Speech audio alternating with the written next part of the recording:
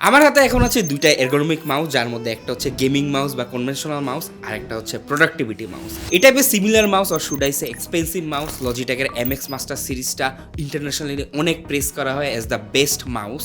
এই জন্য ইন্টারন্যাশনালি এবং বাংলাদেশে সবাই এটার একটা চিপার অল্টারনেটিভ খুঁজি, আর এটা হচ্ছে এটার একটা চিপার অল্টারনেটিভ, কিন্তু কিছু কিছু দিক দিয়ে বেটার। প্রোডাক্টিভিটি ছাড়াও গেমিং এর ক্ষেত্রে এই এরগোনমিক শেপটা চাহিদা রয়েছে, এজন্য লজিটেকের সুপারলাইট 2 টেক্সটটা এক্সিস্ট করে, যদিও ওটাও এক্সপেন্সিভ। এনিওয়ে অন পেপার এই দুইটা মাউস দুটা ডিফারেন্ট কনজিউমার বেসের জন্য বানানো, বাট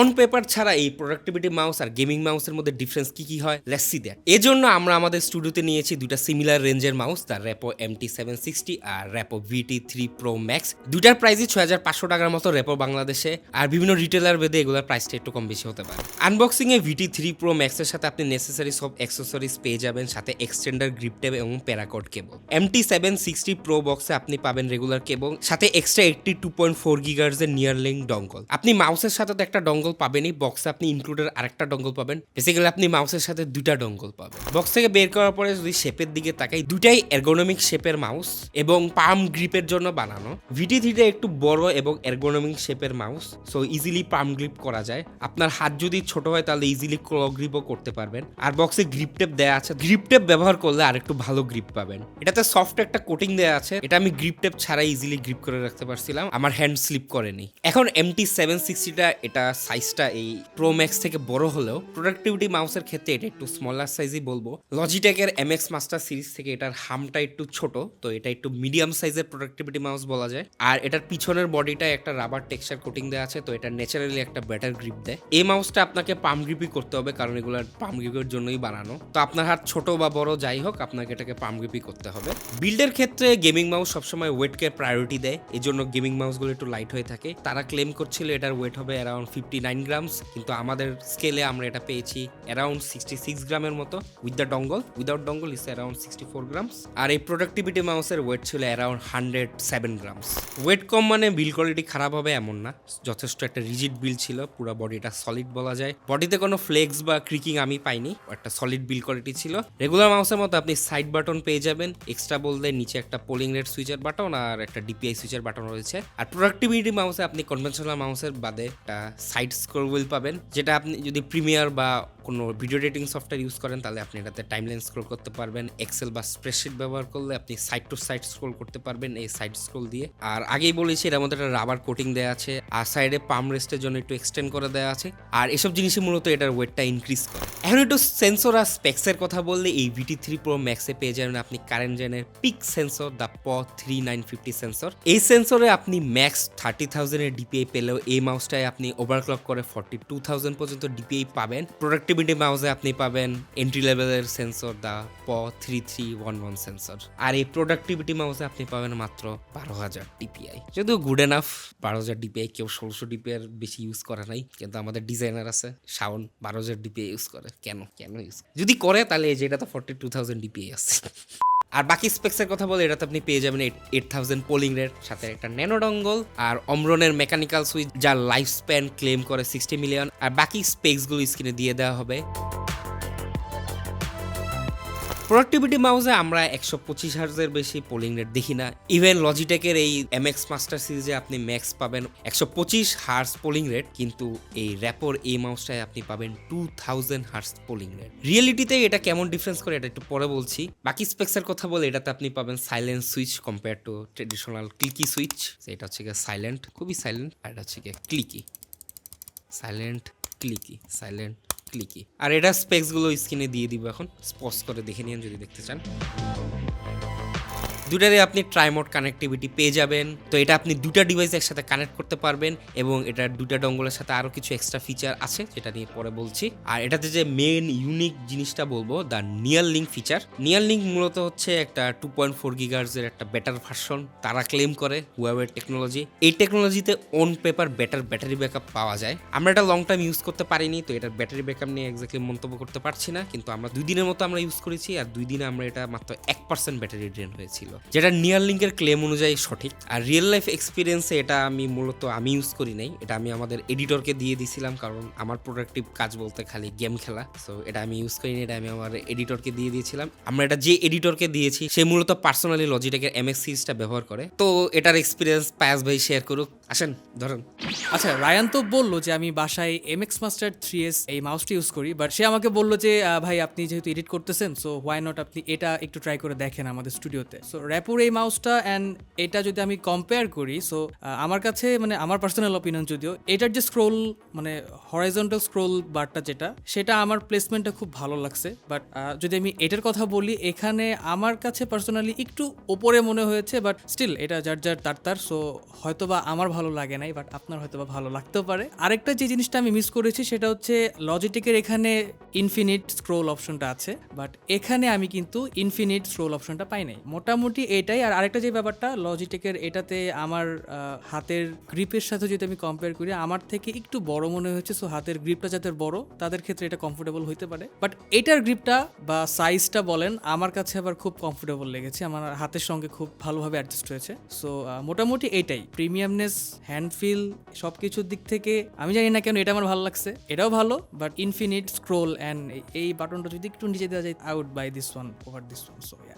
আর এডিটররা যেটা কেয়ার করে না সেটা হচ্ছে পোলিং রেট, তার 2K পোলিং রেট। এটাতে আমি 2K পোলিং রেট টেস্ট করেছি এবং আমি একটা স্টেবল 2K পোলিং রেট পেয়েছি। এখন আপনি বলতে পারেন প্রোডাক্টিভিটি মাউসের ক্ষেত্রে 2K পোলিং রেটটা কি কাজে আসবে। তো আপনি যদি একটা 60 হার্জের মনিটর ব্যবহার করে থাকেন তাহলে আপনি 2K পোলিং রেটে কোনো ডিফারেন্স নোটিস করবেন না। কিন্তু এখন আপনি জানেন most of the panel, even অ্যাপেলেরও প্রমোশন আসছে যেটার প্যানেলের রিফ্রেশ রেট হচ্ছে 120 হার্জ। তো সেক্ষেত্রে আপনি 2K পোলিং রেটটা একটা বেটার স্মুথনেস নোটিস করবেন। তো এইসবের জন্য আমি 2K পোলিং রেটটাকে একটা ভালো ফিচার বলবো। যদিও 2K হার্জ লাগে না হাই রিফ্রেশের ক্ষেত্রেও, 1K হার্জই এনাফ। বাট আপনি যদি এডিটিংয়ে 400 হার্জ 500 হার্জ ইউজ করেন তখন এই 2K হার্জটা বেটার নোটিস করবে। এখন নতুন বছরে ভালো আরেকটা নতুন টেস্ট অ্যাড করি, দ্য লেটেন্সি টেস্ট। তো আপনারা জানেন আমাদের স্টুডিওতে কিছুদিন আগে OS LTT লেটেন্সি টুলকিটটা চলে আসছে। তো এটাতে আমরা 2K হার্জ রেখে ক্লিক লেটেন্সিটা টেস্ট করি, যেটাতে আমাদের লেটেন্সি আসে 30 মিলি সেকেন্ডসের মতো। যেহেতু এটা আমাদের টেস্ট করা প্রথম মাউস, তো এটাতে আমরা লেটেন্সিটা একটা ভার্ডিক দিতে পারছি না।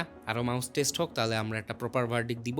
আর মুভিং বা ওইসবের লেটেন্সির ক্ষেত্রে আমরা একটা স্প্রেডশিট বানাবো। এই ভিডিও বা পরবর্তী ভিডিও ডেসক্রিপশনে লিঙ্ক দেওয়া থাকবে। পরবর্তীতে ওই টেস্টগুলো একটু রিফাইন করে আমি ওগুলো আপডেট করে দিব। লাস্টলি এটা ডিপিআই ডিভিয়েশনও টেস্ট করি, যে এটা ডিপিআই ডিভিয়েশন ছিল অ্যারাউন্ড 100 ডিপিআই এর মতো। সো বেসিক্যালি আপনি ডিপিআই যদি সিলেক্ট করেন 1600, আপনার অ্যাকচুয়াল ডিপিআই হবে 1700। এখন এই ডিপিআই দিয়ে বাদ দিয়ে আসি গেমিং মাউস। আগেই বলেছি আমার কাছে প্রোডাক্টিভিটি কাজ হচ্ছে গেম খেলা আর পিডিএফ পড়া। তো তার জন্য আমি এটা ইউজ করি, অ্যারাউন্ড 4 দিনের মতো এটা আমি ইউজ করেছি। স্টুডিওতে আমি একটা 100 হার্জের মনিটর ইউজ করি, তো এটার 8000 পোলিং রেটটা আমি এতটা এক্সপিরিয়েন্স করতে পারিনি, কিন্তু আমি এটা পোলিং রেট টেস্ট করেছি 1600 ডিপিএতে। এটা 8000 পোলিং রেটটা স্টেবল রাখতে পারিনি, অ্যারাউন্ড 6000 এর মতো পোলিং রেটটা স্টেবল ছিল। আর 3200 ডিপিএতে এটা অ্যারাউন্ড 7000 ডিপিআই এর মতো স্টেবল রাখতে পেরেছিল। তাই গেমিং এর সময় এটা আমি 8000 থেকে বেশি 1000 পোলিং রেটকে বেশি টেস্ট করি, এবং এটাতে আমি গেমিং এ কোনো লেটেন্সি বা কোনো ইস্যু ফেস করি নাই। ফ্ল্যাগশিপ সেন্সর কোনো ইস্যু ফেস করার কথাও না। Enemy tracking fast flick wasn't an issue. বড় সাইজ, এর জন্য এটা ইজিলি আমি পাম গ্রিপ করতে পেরেছি, এবং মাইক্রো মুভমেন্ট এবং ফাস্ট মুভমেন্টগুলোতেও আমি এটাতে স্টেবিলিটি হারাই নাই। আমি ইজিলি এনিমি ট্র্যাকিং করতে পেরেছি। কিন্তু এটার ওয়েট নিয়ে কিছু বলার আছে, যেটা আমি টিয়ার ডাউন সেকশনে বলবো। So let's tear it down. Struggling meme, tear down, tearing apart. ভাই কোর্সের স্ক্রুড্রাইভারটা কই? স্ট্রাগলিং। এনকোডারটা দেখা যাচ্ছে ক্যাল 13, সো গুড এনকোডার। আর নিচে এই যে পাকটা খুললে ডঙ্গলের ঠিক উপরে ম্যাগনেটিক কিছু পিন দেওয়া, এগুলো ম্যাগনেটিক পিন, সাথে ওয়্যারলেস চার্জিং সাপোর্টের যে পাকটা আলাদা সেল দেয় ওটার জন্য। ওকে, লেটস ওপেন ইট। বাইরে এমনি লাইগা আছে কেন? ফ্লেক্স কেবলটা খুবই খারাপভাবে লাগানো, এটা এখন অ্যাক্সেস করতে পারতাছি না। ফ্লেক্স কেবলটা এটার সাথে কিসের জন্য যেন লাগানো ছিল, যাতে মুভ না হয়ে গেছে, কিন্তু টিয়ার ডাউনের এটা অনেক সেল দিল। সুইচগুলো সেপারেট বোর্ডে দেওয়া, সো যদি নষ্ট হয়ে যায় তাহলে ইজিলি সপেবল, বা আপনি চাইলে কাস্টম সুইচও ব্যবহার করতে পারবেন এই বোর্ডের মধ্যে। আর 2 বছরের ওয়ারেন্টি তো আছেই, সো ওটার কোনো প্যারা থাকেও না 2 বছর লিস্ট। কিন্তু ওয়েটের ব্যাপারে যেটা বলছিলাম, এখানে অনেকগুলো ম্যাগনেটিক পোর্শন আছে, এই যে ইউএসবি হাবের জন্য বা ওই যে ওয়্যারলেস চার্জিং এর জন্য, যেটা এডিশনাল ওয়েট অ্যাড করে, যেটা গেমিং মাউসের ক্ষেত্রে আমি বলবো একটা কনস। কারণ এগুলোর কারণে একটা এক্সট্রা ওয়েট অ্যাড হচ্ছে, যেগুলা মোস্ট অফ দ্য ইউজারের কোনো কাজে লাগে না। এটাতে ব্যবহার করা হয়েছে রিয়েল টেকের MCU, which is good. Encoder আগে বললাম কেল, আর মাউস বাটনটা হুয়ানো। So overall good specs. এডিটরও স্ট্রাগল ওয়াচ করতেছে, কিন্তু এডিটর তো রিয়েল স্ট্রাগল ফেস করবে, বিকজ এটা তারই কাটতে হবে। এটার ভিতর মেকানিক্সটা সেমই, সুইচগুলো আলাদা একটা ডটার বোর্ডে, ব্যাটারি আর ম্যাগনেট ওই সেম, কিন্তু এটাতে ম্যাগনেটগুলো এত ম্যাটার করে না, কজ এটা একটা প্রোডাক্টিভিটি মাউস, এটার ওজন এমনিই বেশি। এটাতে এনকোডার দেখতেছি ক্যাল 11, so it's also a good encoder. এটাতে সুইচের কোনো মেনশন নাই অফিসিয়াল ওয়েবসাইটে, তো দেখি এটাতে কি সুইচ ব্যবহার করা হয়েছে। আচ্ছা, এটা আই গেস ক্যামেরার মধ্যে দেখা যাচ্ছে না, বাট এটাতে হুয়ানো সুইচ আছে, হুয়ানো সাইলেন্ট সুইচ। আচ্ছা, ওকে। সাইড স্ক্রোলের তো এটাতে এনকোডার থাকার কথা, কিন্তু এটার এনকোডারটা যে পজিশনে আছে কনফিডেন্স পাচ্ছি না খোলার। এখন আসি লেটেন্সি টেস্টে। যেহেতু এটা একটা গেমিং মাউস, তো এটাতে লেটেন্সি টেস্টটা ম্যাটার করে। এটাতে 8000 পোলিং রেটে ক্লিক টেস্ট লেটেন্সি ছিল অ্যারাউন্ড 11 মিলি সেকেন্ডসের মতো। আর আগেও বলেছি এটা হচ্ছে আমাদের প্রথম টেস্ট করা গেমিং মাউস লেটেন্সি টুলকিটের ক্ষেত্রে, তো এটা তো আমি কোনো ভার্ডিক দিচ্ছি না। ইন ফিউচার আরো মাউস অ্যাড হলে এটা একটা প্রপার ভার্ডিক দিতে পারবো। আর যেহেতু ফ্ল্যাগশিপ মাউস, এটাতে কোনো ডিপিআই ডিভিয়েশন ছিল না, অ্যারাউন্ড 10 ডিপিআই এর মতো পেয়েছি। আই উইল সে, যেহেতু আমরা এটা হাতে টেস্ট করি, সো এটাতে একটু হিউম্যান এরর থাকে, তা I will say the 10 DPI was human error. Productivity মাউসে প্রিটেবল বলতে গেলে ছিলই না, মোস্ট অফ দ্য পোস্টেবলই বেশি ছিল। এই গেমিং মাউসে ক্লিকসে প্রিটেবল ছিল সামান্য, কিন্তু পোস্টেবল নোটিসেবল। বাই দ্য ওয়ে, এই মাউস প্যাডগুলো পেয়ে যাবেন pcbstore.com.bd।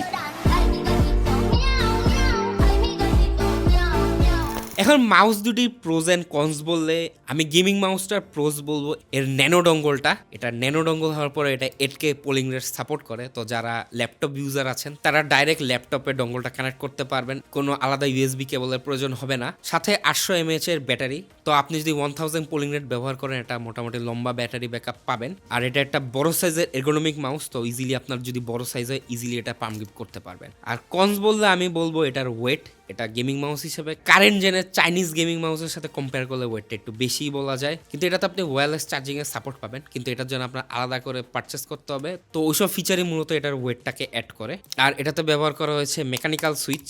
আমি পার্সোনালি অপটিক্যাল সুইচ প্রেফার করি, কারণ ওটাতে ডিবাউন্স টাইমটা কম হয়। আর এই প্রোডাক্টিভিটি মাউসের প্রোজ বললে বলা যায় এটার প্রাইস, প্রোডাক্টিভিটি মাউস যেখানে লজিটেকের প্রাইস শুরু হয় 10,000 টাকা, এটার প্রাইস হচ্ছে 6500 টাকা। So this is a good price for a productivity mouse. কিন্তু কনস বলা যায় এটার ইনফিনিটি স্ক্রোল হুইলটা থাকলে ভালো হইতো, আর যদি সেন্সরটা এই প্রাইসে আর একটু বেটার দেওয়া যাইতো। কিন্তু এখানে সেন্সরকে স্যাক্রিফাইস করে নিয়ার লিঙ্ককে আর ব্যাটারি ব্যাকআপকে বেশি প্রায়োরিটি দেওয়া হয়েছে। কি একটু স্টার্টার করতে আছে আজকে অনেক।